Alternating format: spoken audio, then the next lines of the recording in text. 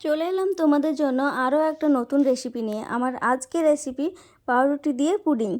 তো পাউরুটি দিয়ে যে পুডিং এত টেস্টি হয়, না বানালে বুঝতে পারতাম না। তো ভিডিওটা অবশ্যই প্রথম থেকে শেষ পর্যন্ত দেখবে, তোমাদের অবশ্যই ভালো লাগবে।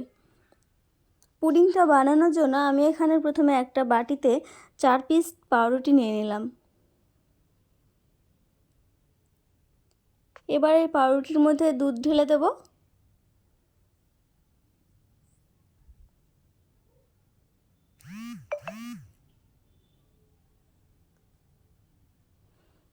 তারপর দিয়ে দিলাম 2টো ডিম।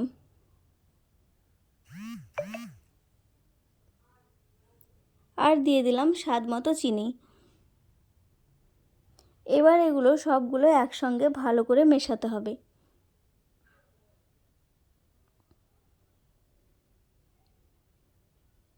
এই পাউরুটিগুলো একসঙ্গে মেশাতে যতটা দুধের প্রয়োজন ততটাই দিতে হবে। যদি কম বেশি হয় তো আবার দিতে পারো, সমস্যা নেই।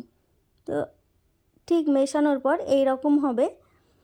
তোমাদের যদি মনে হয় দুধ কম হয়েছে তাহলে এরকম আবার একটু দুধ দিয়ে বানিয়ে নিতে হবে। সবগুলো ভালো করে মিশিয়ে নিয়েছি। এবার আমি একটা মিক্সিং জারে নিয়ে নিচ্ছি।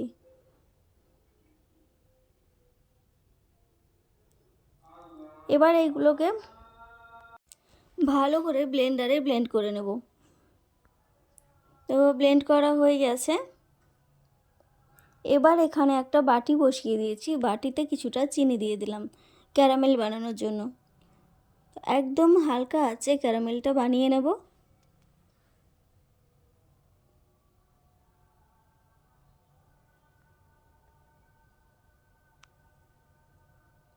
একটু নেড়েচেড়ে বেশ কিছুটা সময় নিয়ে সুন্দরভাবে ক্যারামেলটা বানিয়ে নিলাম। তো ক্যারামেলটা আমার রেডি হয়ে গেছে। এবার আমি ওই বাটিটায় একটা ছাকনা দিয়ে দেব, তারপরে ব্যাটারটা ঢেলে দেব। ছাকনায় ছেঁকে দিলে পুডিংটা খুব সুন্দর হয়। তো সবটা আমার দেওয়া হয়ে গেছে। এবার একটা কড়াই বসিয়ে দিয়েছি। কড়াইতে এরকম একটা স্ট্যান্ড আমি উল্টো করে দিলাম। সোজা করে দিলে অনেকটা উঁচু হয়ে থাকে বলে উল্টো করে দিলাম। এবার আমি বাটিটা বসিয়ে দিচ্ছি। এবার একটা প্লেট দিয়ে ঢেকে দেব, আর কিছুটা জল দিয়ে দিলাম।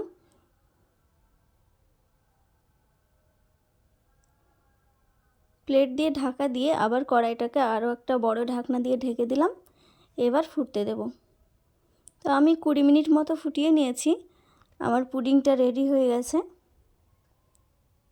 তো আমি একটা টুথপিক দিয়ে তোমাদের দেখাচ্ছি।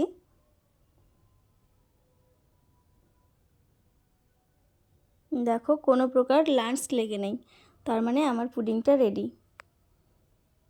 তো এবার কিছুটা ঠান্ডা করে নিয়েছি। এবার একটা ছুরির সাহায্যে এইভাবে ধার থেকে ছাড়িয়ে দেব।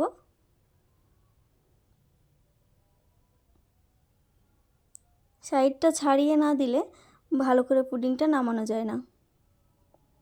হয়ে গেছে, এবার আমি পুডিংটা নামিয়ে নিচ্ছি।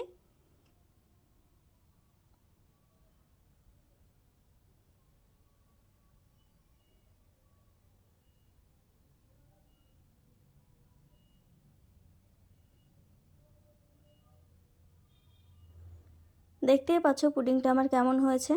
পুডিংটা কিন্তু খেতে খুবই ভালো হয়েছিল।